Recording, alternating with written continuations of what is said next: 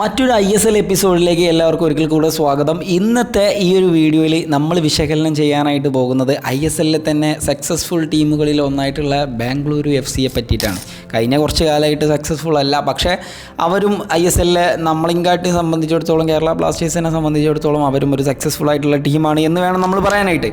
അപ്പോൾ ഇവരുടെ ഈ ഒരു വിദേശ താരനിരകളെ പറ്റിയിട്ടാണ് ഇന്ന് നമ്മൾ സംസാരിക്കാനായിട്ട് പോകുന്നത്. ഇന്ത്യൻ താരനിരകളൊക്കെ നിറഞ്ഞു നിൽക്കുന്ന ഒരു ടീമാണ്, പക്ഷേ വീഡിയോയിൽ നമ്മൾ വിദേശ താരനിരകളെ മാത്രമാണ് സംസാരിപ്പിക്കുന്നത്. സോ മറ്റൊരു വീഡിയോ വീണ്ടും ഉണ്ടാകും, അതായത് ഇവർ തമ്മിൽ അത് വിദേശ താരങ്ങളും ഇന്ത്യൻ താരങ്ങളും തമ്മിലുള്ള കൊളാബ് ചെയ്തിട്ടുള്ള ഒരു 11 വീഡിയോ നമ്മൾ ഇറക്കുന്നതായിരിക്കും.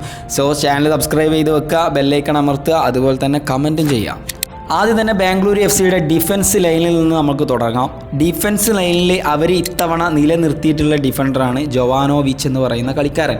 2022 മുതൽ തന്നെ ഓസ്ട്രേലിയൻ താരമായിട്ടുള്ള 35-കാരനായിട്ടുള്ള അലക്സാൻഡ്രോ ജോവാനോവിച്ച് എന്ന് പറയുന്ന ഈ ഒരു താരം ബാംഗ്ലൂരു FCയിൽ നിലനിൽക്കുന്നുണ്ട്. സോ സ്വാഭാവികം ഞാൻ അദ്ദേഹത്തെ പറ്റി വിശദീകരിക്കേണ്ട ആവശ്യമില്ല. ISLലെ സക്സസ്ഫുൾ ഡിഫൻസ്മാരുടെ കൂട്ടത്തിൽ പെടുത്താൻ പറ്റുന്ന ഒരു താരം തന്നെയാണ് ജോവാനോവിച്ച് എന്ന് പറയുന്ന ഈ ഒരു താരം. ഇനി സെൻട്രൽ മിഡ്ഫീൽഡിലേക്ക് വരുമ്പോൾ പെഡ്രോ കാപ്പോ എന്ന് പറയുന്ന ഒരു സ്പാനിഷ് 33-കാരനെ അവർ ഇത്തവണ ടീമിലെത്തിച്ചിട്ടുണ്ട്. 80 ലക്ഷം ട്രാൻസ്ഫർ ഫീ എന്ന് പറയുന്ന ആ ഒരു തുകയ്ക്കാണ് അവർ ഇത്തവണ ടീമിലെത്തിച്ചിട്ടുണ്ട്. സ്വാഭാവികം ഇദ്ദേഹത്തെ സംബന്ധിച്ചിടത്തോളം ഇദ്ദേഹത്തിൻ്റെ വീഡിയോസോ അല്ലെങ്കിൽ ഇദ്ദേഹത്തിൻ്റെ കാര്യങ്ങളോ ഒന്നും ഇപ്പോൾ യൂട്യൂബിലൊന്നും കാണുന്നില്ല. അല്ലാന്നുണ്ടെങ്കിൽ നമുക്ക് കുറച്ചുകൂടെ ഡീറ്റെയിൽ ആയിട്ട് പറയാൻ പറ്റുന്നു. കാരണം എനിക്കിപ്പോൾ അറിയേണ്ടത് ഇതേ ഒരു സ്പാനിഷ് താരമാണ്, 33 വയസ്സുള്ളൂ, 80 ലക്ഷത്തിനാണ് കൊണ്ടുവന്നെത്തിയത്. ഇത് തന്നെ ട്രാൻസ്ഫർ മാർക്കറ്റിൽ നിന്ന് കിട്ടിയിട്ടുള്ള ഓരോ കാര്യങ്ങളാണ്. സോ ഫോട്ടോ പോലും കൊടുത്തിട്ടില്ല എന്നുള്ളതാണ്. ഇദ്ദേഹത്തെ സെർച്ച് ചെയ്തപ്പോൾ ഏതൊരു സിംഗറെയാണ് എനിക്ക് കണ്ടെത്താനായിട്ട് സാധിച്ചത്. മൂന്നാമത്തെ താരം എന്ന് പറയുന്നത് റിയാൻ വില്യംസനാണ്, 30-കാരനായിട്ടുള്ള ഓസ്ട്രേലിയൻ മിഡ്ഫീൽഡർ. ഇദ്ദേഹത്തെ സംബന്ധിച്ചിടത്തോളം റൈറ്റ് മിഡ്ഫീൽഡറാണ്. കഴിഞ്ഞ സീസണിൽ ഇവിടെ തന്നെ ഉണ്ട്, നമ്മളെ രാഹുലുമായിട്ടൊക്കെ കൊമ്പ് കോർത്ത ദൃശ്യങ്ങൾ നമ്മൾ കണ്ടിട്ടുണ്ടായിരുന്നു. പക്ഷേ ഇദ്ദേഹം ഇത്തവണ നല്ല രീതിയിൽ ഫോം ആവാനുള്ള സാധ്യതയുണ്ട്. കഴിഞ്ഞ സീസണിലെ പോലെ ആയിരിക്കൂല എന്നെനിക്ക് തോന്നുന്നു. കാരണം ഒപ്പം കളിക്കാൻ വരുന്നത് നല്ല രീതിയിലുള്ള കളിക്കാരാണ്. 2024-25 സീസണിലേക്ക് വരുമ്പോൾ റിയാൻ വില്യംസനെയും നമ്മൾ നല്ല രീതിയിൽ നോക്കി കാണേണ്ടതുണ്ട് എന്നുള്ളതാണ്. ഇനി മറ്റൊരു താരമായിട്ടുള്ളത് നെഗുവേരയാണ്. ISLൽ എക്സ്പീരിയൻസ് ഉള്ള കളിക്കാരുടെ ലിസ്റ്റ് എടുത്ത് നോക്കിയാൽ അതിൽ ടോപ്പ് 5 ഉൾപ്പെടുത്താൻ പറ്റിയിട്ടുള്ള ഒരു താരമാണ് നെഗുവേര എന്ന് പറയുന്ന ഈ ഒരു താരം. മുംബൈ സിറ്റി FCയുടെ പഴയ കളിക്കാരനാണ്, സ്പാനിഷ് താരമാണ് എന്നൊക്കെ നമുക്കറിയാം. സോ സ്വാഭാവികം ഇദ്ദേഹത്തെ പറ്റിയിട്ട് ഞാനും വല്ലാത്ത രീതിയിൽ പറഞ്ഞു തരേണ്ട ആവശ്യമില്ല. മധ്യനിരയിൽ നല്ല രീതിയിൽ മുന്നേറ്റങ്ങൾ കാഴ്ചവെക്കുന്ന കളിക്കാരൻ തന്നെയാണ് നെഗുവേര എന്ന് പറയുന്ന ഈ ഒരു താരം.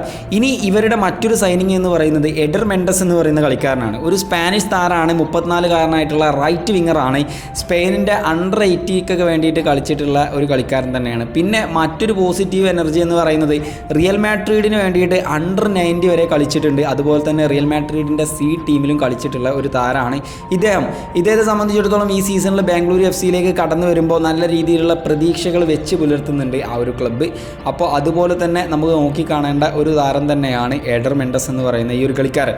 ഇനി അവരുടെ സ്ട്രൈക്കിംഗ് പൊസിഷനിലുള്ള മറ്റൊരു പേരാണ് പെരേര ഡയസ് എന്ന് പറയുന്ന കളിക്കാരൻ കേരള ബ്ലാസ്റ്റേഴ്സ് കൊണ്ടെത്തിച്ചിട്ടുള്ള ഒരു കളിക്കാരനാണ്. പിന്നീട് മുംബൈ FCയിലേക്ക് പോകുന്നു, അവിടെ നിന്നും ട്രോഫി അടിക്കുന്നു, ഇപ്പോൾ ബാംഗ്ലൂരിലേക്ക് പോകുന്നു. അതായത് ISLൽ ഇത്രയും സക്സസ്ഫുൾ ആയിട്ടുള്ള ഒരു കളിക്കാരനെ കണ്ടിട്ടില്ല എന്നുള്ളതാണ്. എവിടെ പോയാലും അതൊക്കെ പൊന്നാക്കി മാറ്റുന്ന ഒരു കളിക്കാരനാണ് പെരേര ഡയസ് എന്ന് പറയുന്ന താരം. ഇത്തവണ ബാംഗ്ലൂരു FCയിലാണ്, ചിലപ്പോൾ അതും പൊന്നായി മാറാൻ സാധ്യതയുണ്ടോ എന്നാവാം. സ്വാഭാവികം കേരള ബ്ലാസ്റ്റേഴ്സ് ആരാധകർക്കൊന്ന് അഭിമാനിക്കാം, കാരണം നമ്മൾ കൊണ്ടുവന്നിട്ടുള്ളൊരു കളിക്കാരനാണ്. ഇങ്ങനെ ഒരുപാട് താരങ്ങളുണ്ടായിരുന്നു, പക്ഷേ ഒന്നും പറഞ്ഞിട്ടൊന്നും കാര്യമില്ല. നിലനിർത്താൻ കഴിയില്ല എന്നുണ്ടെങ്കിൽ പിന്നെ എന്ത് ചെയ്യാൻ?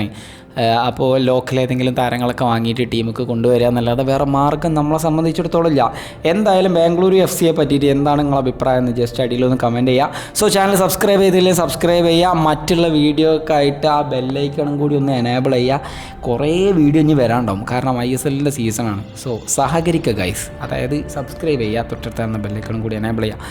മറ്റൊരു വീഡിയോയിൽ വീണ്ടും കണ്ടുമുട്ടാം. ബൈ.